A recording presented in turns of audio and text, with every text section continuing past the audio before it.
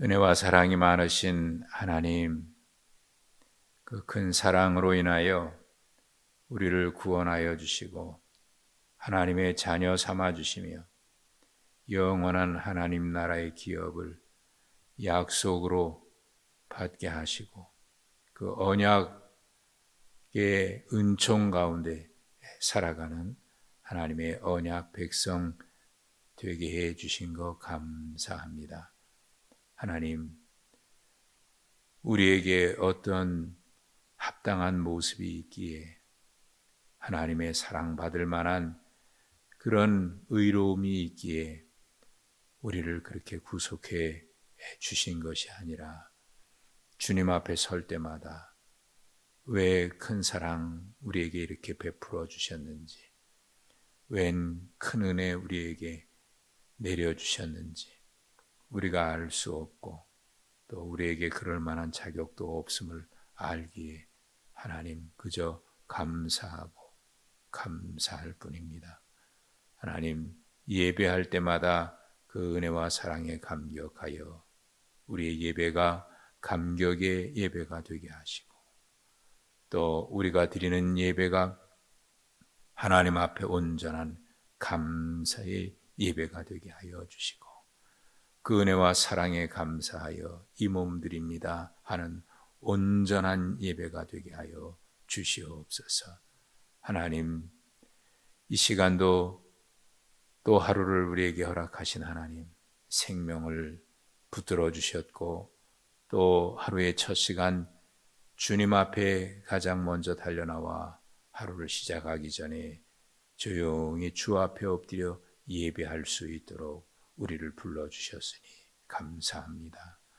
이 아침 주 앞에 예배하면서 그 은혜와 사랑에 대한 감사와 감격, 무엇으로 보답할 수 없는 그 사랑에 대한 감사의 마음으로 온전하게 예배하게 하시고 또한 그 마음으로 오늘 하루도 온전히 주님과 동행하는 그러한 삶이 되게 하여 주시옵소서.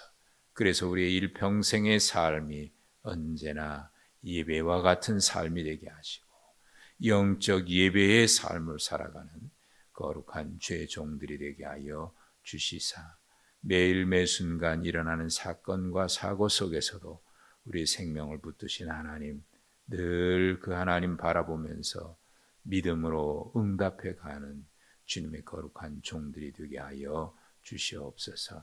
하나님, 오늘도 이 아침 주 앞에 엎드려 간구하는 주의 종들의 간절한 기도를 주님 기억하여 주시고 저들의 마음 속에 때로는 아픔이 있고 눈물이 있고 고통도 있고 또 이해할 수 없는 사건과 사고들 때문에 하나님 앞에 몸부림치는 사랑하는 성도들도 있습니다. 하나님, 이 시간 우리의 마음 모든 것을 헤아리시는 하나님께서 또 어떤 것도 합력하여 모든 것이 선이 되게 하시는 하나님께서 우리 사랑하는 종들에게 하늘의 은혜를 허락하시고 날마다 하나님이 이루시는 선한 역사 속에 살아가는 주의 종들이 되게 하여 주시옵소서.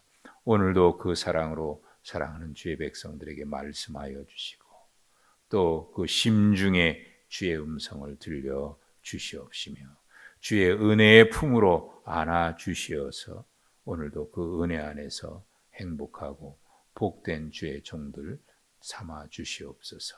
하나님 간구하오니 하나님 듣고 응답하여 주시되 구하는 것이나 생각하는 것에 넘치도록 주시는 하나님의 은혜를 이 시간 주 앞에 사모하오니 주여 이 시간 주의 종들에게 은혜를 베푸시고 또 말씀으로 우리 가운데 찾아오셔서 우리 심령의 언약의 말씀으로 다시 우리를 새롭게 하여 주셔서 말씀을 따라 살고 그 말씀이 우리 발의 길에 빛이 되고 등이 되는 그래서 어느 곳에서든지 실족치 아니하는 주의 종들 되게 해 주옵소서.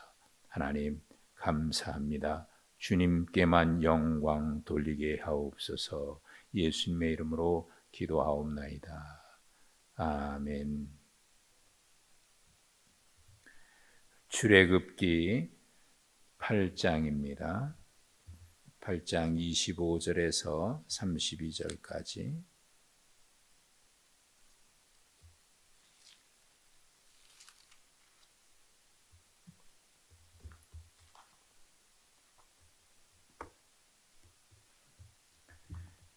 출애굽기 8장 25절에서 32절입니다.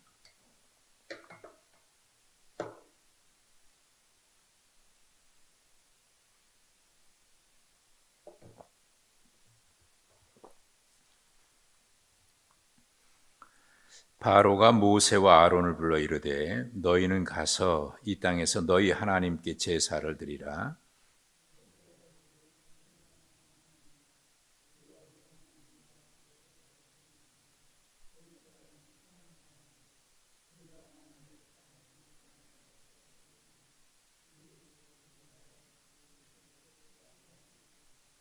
우리가 사흘길쯤 광야로 들어가서 우리 하나님 여호와께 제사를 드리되 우리에게 명령하시는 대로 하려 하나이다.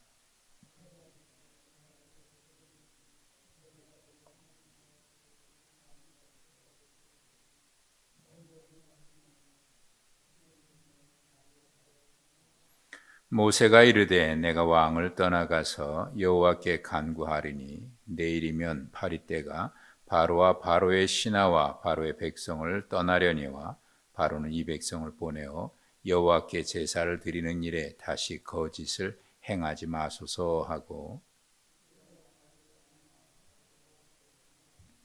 여호와께서 모세의 말대로 하시니 그 파리떼가 바로와 그의 신하와 그의 백성에게서 떠나니 하나도 남지 아니하였더라.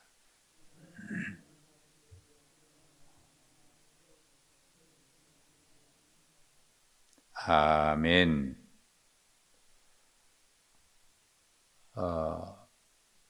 우리가 이 세상을 살면서 많은 사람들이 자기 나름대로의 어떤 생각, 또 자기가 추구하고 있는 가치, 뭐 이런 것들이 모든 사람마다 다 있을 거예요. 그런데 정말 정직하게 우리 인생을 돌아보면 어떤 것도 하나님의 은혜 없이, 하나님의 그 사랑 없이 사는 것이 정말 가능할까?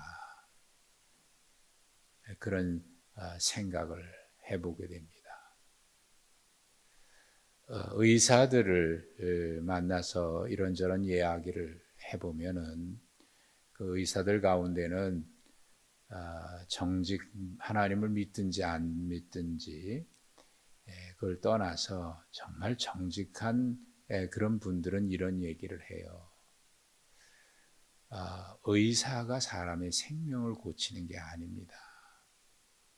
우리는 다만 우리 몸에 어떤 것들을 병이 되는 거라든지 이런 것들을 도려내기도 하고 수술하기도 하지만 우리가 고치는 게 아니고 이것은 의술, 어떤 수술이나 이런 것 차원 이상의 어떤 신적인 존재가 사람의 생명을 살리는 겁니다. 정직한 분들은 그런 얘기를 해요. 여러분, 물론 우리가 몸에 병이 생겼을 때 수술을 하고 하잖아요. 근데 정말 생명은 하나님께서 붙드시는 거고 모든 삶 속에는 하나님의 은혜가 있는 거지. 종종 우리가 살면서 지나온 세월을 돌이켜보면은 잠시 머물러서 지나온 삶을 한번 돌이켜보고 이렇게 생각해보면 그 지나온 삶의 여정마다 그때마다 정말 정확하게 한 치의 오차도 없이 하나님께서 섭리하시고 역사하시고 함께 하신 은혜의 흔적들이 고스란히 남아있지 않습니까?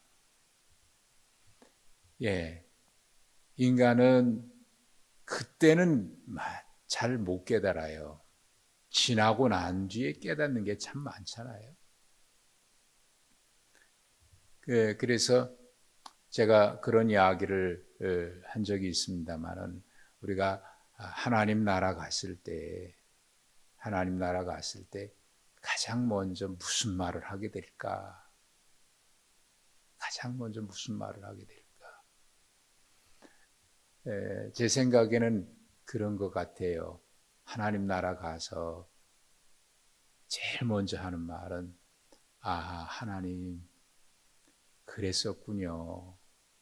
그런 고백이지 않을까 하는 생각이 들어요. 그때는 몰랐는데 주님 앞에 가서 보니까, 하나님 그때 그러셨군요.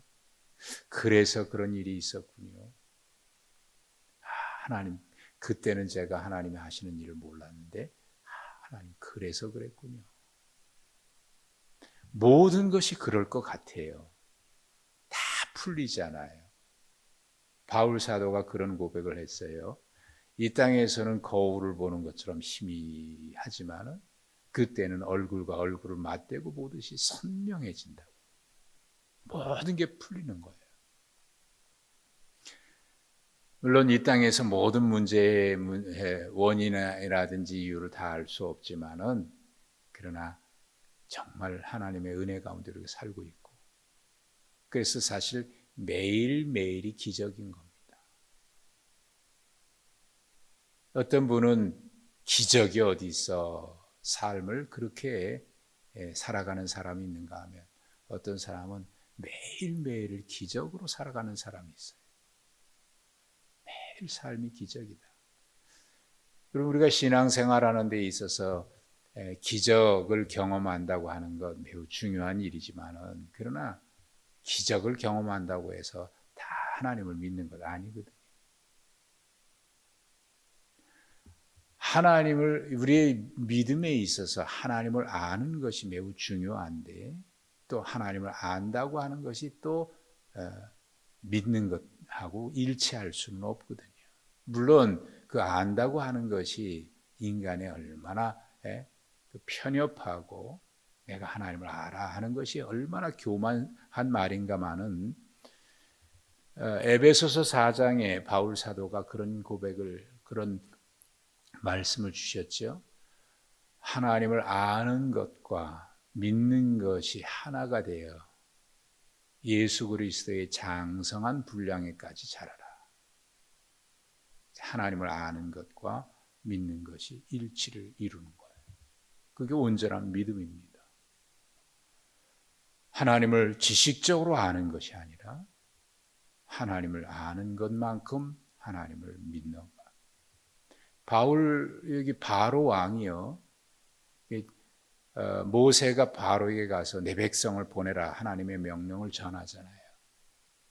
그래서 이 재앙이 계속 일어나는데, 그때마다 바로가 처음에는 여호와가 누군데 내가 그의 말을 듣냐, 그랬거든요.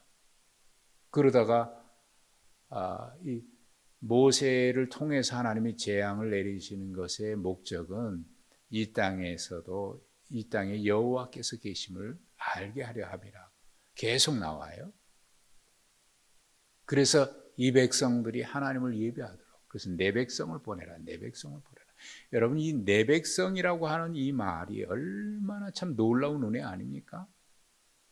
우리가 무엇인데 하나님이 내 백성이라고 삼아주시냐 말이죠. 내 백성 보내라, 예배하도록 하기 위해서. 그런데 이제 바로가 처음에 그렇게 나오다가, 내가 보내겠다, 내 백성 보낼 테니까 가서 너희 말대로 제사해라. 처음엔 그래요. 그러다가 좀 살만하니까, 숨 쉴만하니까, 언제 약속했나 손바닥 뒤집듯이 그렇게 하고, 그리고 이제 우리 앞에 바로 오늘 본문과 이어지는 사건인데, 파리 때가 이제 온 땅에 가득하니까 그때 또 그래요. 25절에 가서 너희 하나님께 제사하라. 그러는데 조건이 있어요. 이 땅에서 해라. 이 땅에서. 이 땅에서 해라. 그 과정에 바로가 그 애굽의 요술사들이 똑같이 행하는 것을 봤잖아요. 그러다가 나중에 세 번째부터는 바로의 요술사들이 못 따라하거든요. 애굽의 요술사들이. 그러면서 이거는 하나님의 능력이라 그래요. 이건 우리의 능력으로 할 수 없는 하나님이 하시는 일이다라는 얘기인데 그것을 보고도 믿지 않잖아요. 그저 다급하니까 들어줄게 하지. 이 문제 해결해 주면 내가 너희들 원하는 대로 가서 제사해. 또 이번에도 하나님께 제사는 하는데 이 땅에서 해라.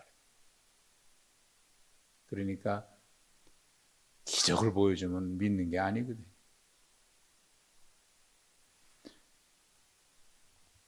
자, 이게 이제 지금 서서히 타협안을 제시하고 있잖아요. 바로가. 그래서 제사는 드리라. 처음에는 그러다가 약속을 뒤집고 이번에는 제사를 드리라. 그런데 이 땅에서 해라. 이 땅에서.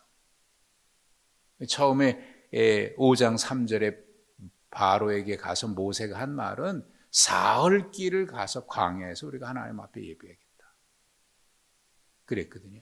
근데 이 사흘길이라고 하는 것은 반드시 사흘길을 갔다가 다시 오겠다라고 하는 의미가 아니고 완전히 떠나 하나님께서 그들을 백성을 건져내시겠다고 하는 말씀인데 그러자 이 땅에서 해라 가지 말고 그러니까 모세가 얘기합니다. 부당하다. 부당한 이유가 뭐냐면 애굽 사람이 우리가 여호와께 제사하는 것을 싫어하기 때문에 만약에 여기서 우리가 예배를 드린다면 그들이 우리를 미워해서 돌로 칠 것이다. 그러니까 뭐가 애굽 사람이 어떤 걸 싫어하는지는 잘 모르겠어요. 학자들 간에는 하나님 앞에 우리가 이스라엘 백성들이 그 당시 희생 제사를 드린다든지 할 때 동물을 제물로 바친다든지 할 때 그것이 애굽 사람들이 신으로 삼고 있는 그런 동물들을 제물로 드리기 때문에 그래서 싫어하는 거다라고 얘기하는 분도 있고 그렇지만 정확하게 무엇 때문이라고 하는 것은 얘기하지 않았어요. 어쨌든 모세는 애굽 사람이 우리가 예배 하나님 앞에 제사하는 것을 싫어하기 때문에 우리가 이 땅에서 할 수 없다. 그러면서 두 번째 제시하는 것이 뭐냐면 사흘길을 우리가 광야에 들어가서 하나님께 제사를 드리겠다. 이유는 하나님께서 우리에게 명령하셨기 때문이다. 우리는 하나님의 명령대로 하려고 합니다. 여기 이 두 가지 하나는 이 땅에서 제사하라 그러니까 아닙니다. 우리는 광야에 가서 합니다. 하나님의 말씀이 우리에게 그렇게 명령하셨습니다. 이게 매우 중요한 겁니다. 여기서 예배가 무엇인가 하는 것. 예배라고 하는 것은 하나님이 원하시는 대로 드리는 것. 내가 하고 싶은 대로 하는 게 아니고 내가 기분 좋으면 예배하고 기분 나쁘면 안 하고 어떤 사람들은 그래요. 나 기분 나빠서 오늘 뭐가 마음에 안 들어서 교회 안 가. 누가 보기 싫어서 교회 안 가. 말씀이 마음에 안 들어. 왜 자꾸 나를 치냐고. 근데 여러분 생각해 보시면은 하나님 말씀을 들을 때 찔려야 당연한 겁니까? 찔림이 없어야 당연한 겁니까? 여러분 하나님의 말씀을 들을 때 찔려야 당연한 거 아니에요? 디모데서에서 바울 사도가 하나님의 말씀은 교훈과 바르게 함과 의로 교육하기에 유익하니 우리에게 그 말씀이 들려질 때 찔림이 있어야 당연한 거지. 누구도 하나님 말씀 앞에 자기 자신의 찔림이 없는 사람이 있을 수 있을까요? 그 당연한 겁니다. 그게 복된 거고 그게 은혜인 거죠. 근데 뭐 이렇다고 안 하고 저렇다고 하나님을 예배하는 거는 기분에 따라 하고 말고가 아니고 내가 하고 싶다고 하는 거 하고 안 하고도 아니고 내 방식대로 나는 이런 게 좋아 나는 저런 게 좋아도 아니고 다윗이 하나님 앞에 복을 받은 이유는 다윗은요 그 옷이 벗어지는지도 모르고 왕이 춤출 때 사람 아니 왕이 그게 뭡니까 좀 채통을 지켜야지 무슨 애들도 아니고 그렇게 촐랑됩니까? 그렇게 비난할 때 그의 아내마저도 비난할 때 뭐라고 얘기해요? 내가 하나님 앞에 예배드리는 것이니 이보다 더 큰 조롱과 비난을 받아도 내가 사람 보라고 하는 게 아니라 하나님 앞에 드리는 것이다. 여러분 이 모습이 얼마나 참 아름다운 거고 하나님 보시기에 합당한 하나님 앞에만 본다. 사흘 길을 떠나라고 하는 것은 우리가 벗어내야 되는 것이 있는 거예요. 또 우리가 떠나야 하는 것이 있는 거예요. 세상에서 우리가 버려야 될 것을 버리고 떠나야 될 것을 떠나야 되고 나 자신도 내려놔야 되고 워싱턴의 위츠워츠 대학의 제럴드 시처라고 하는 교수가 쓴 책 가운데 회복력 있는 신앙 그분의 쓴 책이 우리나라에도 많이 번역이 돼서 많은 분들이 읽고 은혜를 받고 있는데 그 회복력 있는 신앙이라고 하는 그 역사 신학 교수거든요. 기독교의 역사를 연구하신 분인데 그분의 그 책에 보면은 로마 시대 때 주후 40년에 로마의 기독교 인구, 그리스도인 인구가 5천 명이었는데 주후 300년에는 500만 명으로 늘어나요. 그리고 가정교회가 6만 5천 개 정도가 로마 안에.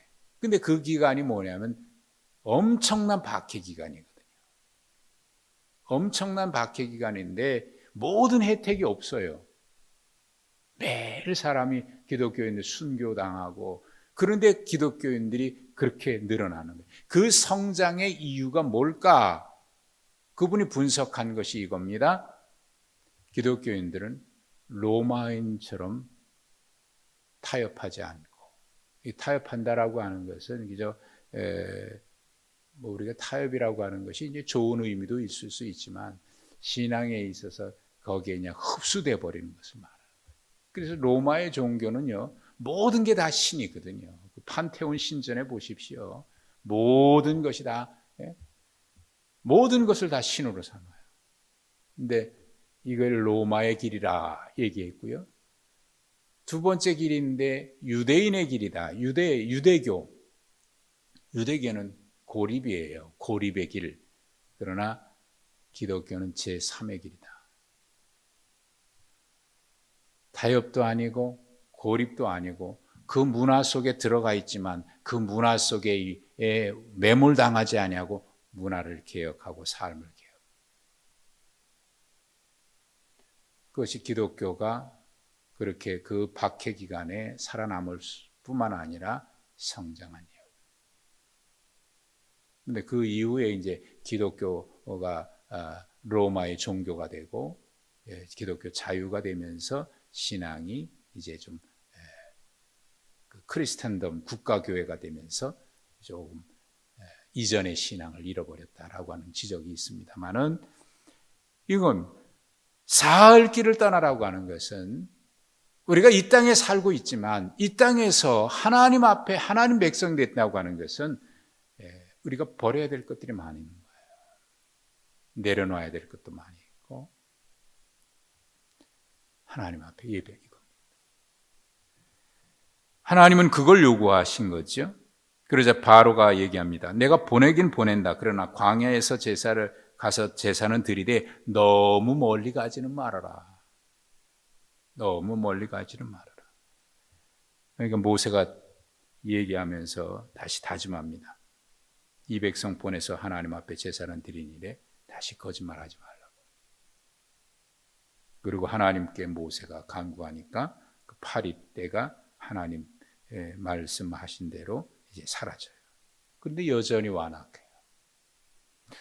여기서 참 주목할 말씀은요, 여호와께서 모세의 말대로 하셔요. 또 모세는 왕이 몰려고 하면 바로가 얘기하면 내가 하나님 앞에 기도하겠다. 여러분, 이게 하나님 백성 아닙니까? 놀라운 거잖아요. 우리가 뭔데 하나님께서 우리 기도하는 대로 들어주십니까? 이 생각해 보면 이건 놀라운 거 아니에요? 아니, 우리가 기도한다고 하나님이 들어주셔야 돼요? 그거 아니잖아요. 그런데 하나님이 들어주신다는 게 이게 얼마나 이게 하나님 백성인 거예요. 그러니 하나님 앞에 우리가 예배할 때 하나님, 요한복음에 말씀하고 있습니다마는 영과 진리로 예배하라. 그래서 하나님, 우리 신앙은요, 하나님 앞에, 인격적인 하나님 앞에 하나님과의 만남, 기적이 중요한 게 아니라 하나님을 제대로 아는데 그 아는 것은 지식이 아니라 인격으로 하나님 알아가는 것. 그래서 하나님의 마음을 깊이 알아가는 것. 그럴 때 얼마나 감격하고 감격스러운지. 여러분, 오늘 하루를 이렇게 예배를 드리면서 여러분 시작하고 또 매일매일 하루라고 하는 삶을 우리가 누리게 되는데, 그때마다 하나님께서 우리를 얼마나 사랑하시는지 하나님의 마음을 하나님이면 이럴까? 우리가 또 사실 하나님의 마음을 헤아린다고 하는 게 이게 얼마나 또 교만스러운 말입니까? 그러나 말씀을 통해서 하나님, 그래요 하나님, 제가 제대로 알지 못하지만 하나님 이렇게 사랑해 주셔서 감사합니다. 이게 우리 하나님, 세상에서 우리를 불러내신 하나님의 뜻. 그래서 하나님을 그렇게 예배하고 하나님과 그렇게 기도하면서 하나님과 소통하고 살아가는 삶. 이게 얼마나 복되고 복된 겁니다. 사실 예배라고 하는 것은 이 땅에서 우리가 누릴 수 있는 가장 감격스러운 하나님의 은혜의 현장 아닙니까? 네.